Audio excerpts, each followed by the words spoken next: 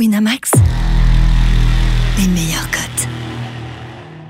Bonjour à toutes et à tous, bienvenue dans le troisième épisode, la troisième pastille des paris Ma Ligue 2, spéciale 10e journée avec notre partenaire Winamax Sport et avec Philippe Deschetière, notre expert en paris, celui qui tient le compte Paris ML2 sur Twitter. Vous pouvez suivre évidemment sa bankroll et sa gestion des paris en toute transparence sur le compte Twitter. Avant de nous plonger dans la 10e journée, Philippe, rapidement, petit récap de la J9. Ça commence à repartir dans le vert. Ouais, on est bien reparti dans le vert. Je crois qu'on a gagné 0,85 unités sur les matchs du week-end. On a passé 2 codes buteurs, surtout ça fait bien plaisir. Ça faisait longtemps, Spearings et puis aussi notre ami Romain Grange à 4,7. Et puis le Paris FC 1 nul et plus d'1,5 but contre Caen qui est passé assez facilement. Donc ouais, ça fait du bien et il faut qu'on confirme maintenant, comme les grosses équipes, faut confirmer, faut faire comme la JOCR. Ouais, t'as juste pas eu de réussite sur le combiné avec but pour Châteauroux et puis Chambly ne perd pas. Voilà, c'est Châteauroux qui a marqué et Chambly qui perd 1-0 sur un vieux péno tout pourri. Pour le match, il aurait dû faire 0-0, donc voilà, on va dire manque de réussite sur ce qu'on avait dit. Et puis moi, je me suis trompé sur PFC Caen, moins de 2,5 buts. Bon, il y a eu 3 pénaltys dans le match. C'est assez rare, voilà, ça arrive des fois quand ça se goupille mal. Allez, on se plonge sans plus attendre dans la 10e journée. Déjà, on avait repéré tous les deux un premier pari qui nous semble plutôt intéressant sur le match 3 Chambly justement. Ouais, alors c'est rare qu'on prenne les handicaps parce que, comme tu disais l'autre fois, tu me disais en off, les handicaps, faut trop se méfier parce que une équipe peut mener 2-0 puis prendre un but à la con en fin de match. Hein, même on a vu le Barça avec Kiev. Donc en Ligue 2, c'est un peu souvent pareil. En même temps, 3 en ce moment, ils sont quand même vraiment chauds offensivement. Il y a un gros potentiel offensif. À domicile, ils sont intraitables. Et Chambly, au contraire, dès qu'ils prennent un but, en fait, ça bascule. Donc, j'ai envie de dire, sur ce match, on tente un truc parce que Chambly peut tout à fait tenir pendant 1 heure et quart le 0-0. C'est pas impossible. Mais à un moment donné, si ça lâche, et surtout si ça lâche en première mi-temps, ça peut vite dérouler du côté troyen. Donc, autant la victoire en sec à 1,56, ça ne nous intéresse pas. Autant le 2,4, la cote pour le 3-1, ça nous intéresse. Ouais, 3-1, 2,4 sur Winamax. C'est risqué, effectivement, le handicap. C'est vraiment nos petites mises, 0,4 unités. On vous conseille vraiment une petite mise, mais voilà, on a vu 3. Et souvent, moi, ce qui m'impressionne, c'est que 3, cette saison, fait vraiment des grosses premières périodes à chaque fois, essaye vraiment d'imposer vite son jeu. On l'avait vu contre Clermont notamment, ils avaient fait une première période incroyable à domicile. Et effectivement, si Chambly craque, je pense que Chambly va vraiment bétonner, mais vraiment, je pense qu'ils vont mettre le bus. Donc c'est un peu risqué le -1, mais si Chambly craque en première période, et comme à OCR par exemple, il y a moyen de voir 2-3 buts, je pense, de la part de 3. Donc voilà. En tout cas, la cote nous paraît trop élevée. Ouais, puis Galon, on a vu aussi à Ajaccio, il sort 3-4 arrêts monstrueux. Ouais, en plus. Donc c'est aussi pour ça qu'on va là-dessus, parce que, allez, Chambly, admettons, il marque un but.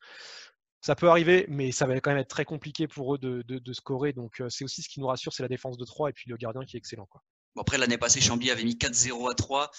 C'est une défaite qui n'est pas du tout passée chez Laurent Batles. Il en parle encore en conférence de presse.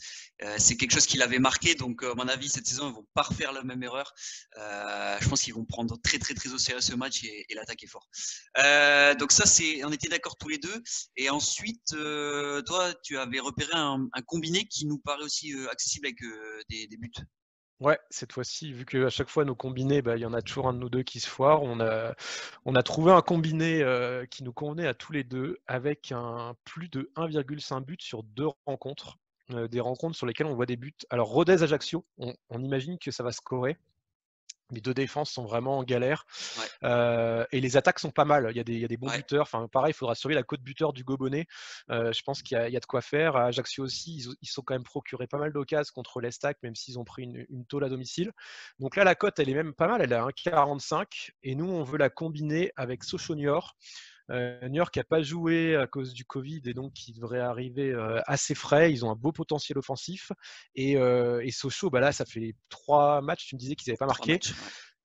Adamanian risque d'être titu. Weisbeck pourrait sortir aussi un gros match. Ils sont à domicile. Sochaux, ils n'ont pas trop le choix. Ils vont attaquer. Et contre la défense niortaise, qui est un peu inexpérimentée, ça peut aussi partir dans tous les sens. Donc, on voit bien des buts sur ce match-là. Ça fait une cote totale à 1,96. Voilà, donc le combiné, plus de 1,5 buts sur les matchs. Sochaux-Niort et Rodez-Ajaccio. En pari un peu plus fun, alors là c'est vraiment pour des petites mises juste pour vibrer un peu. Moi, dans le même état d'esprit que 3, donc je pense que tenter 3 à la mi-temps à cote à 2, si 3 réalise un gros début de match, ça peut se tenter. Après voilà, attention, c'est des paris plus risqué. Et puis, petite réflexion tout à fait personnelle sur le match Auxerre-Amiens. Souvent, Auxerre a du mal contre les équipes assez regroupées en défense et physique. Souvent, Auxerre s'épuise un peu à avoir la possession et se casse un peu les dents avant de se faire punir et de se faire contrer. Donc, Amiens 3-20, pourquoi pas mettre une petite pièce, mais voilà. Ça peut se tenter. Ça se tente. Faudra surveiller les buteurs aussi. Alors les buteurs, on donne des buteurs comme ça à la volée, mais sachez bien, on les communique que sur notre compte Twitter 3 quarts d'heure avant le début du match, une fois qu'on a les compos. On ne va pas vous donner des buteurs aujourd'hui pour demain, sachant que le joueur peut se blesser lors du dernier entraînement, il peut être malade, etc. Il peut être les COVID, c'est le bordel. Donc c'est pour ça qu'on les donne sur le Twitter. On n'en donne pas beaucoup, on n'en donne pas plus de 2 ou 3 par journée de championnat. Voilà, moi j'ai surveillé Hugo Bonnet, j'ai surveillé Adamanian, tu m'avais soufflé ça, je pense que c'est intéressant aussi avec Sochaux. Voilà, il y a quelques joueurs, on va surveiller les cotes, et souvent elles sont quand même pas mal chez Winamax, et on vous sortira ça sur le compte Twitter 1 heure avant le coup d'envoi des rencontres. Voilà, donc surveillez bien le compte Paris ML2, vous retrouvez un peu le récap de ce qu'on peut dire et surtout sur nos paris tout simplement sur la Ligue 2. Merci Philippe pour ces petits conseils pour cette 10e journée. On espère continuer à allumer du verre sur ce week-end, et puis on se retrouve alors pas la semaine prochaine parce que là c'est trêve internationale après la 10e journée. Donc voilà, on se retrouvera mi-novembre pour les nouveaux paris. Et puis à bientôt pour un prochain podcast que vous pourrez retrouver également sur notre chaîne YouTube Ma Ligue 2. À bientôt. Salut. Salut. Winamax, les meilleures cotes.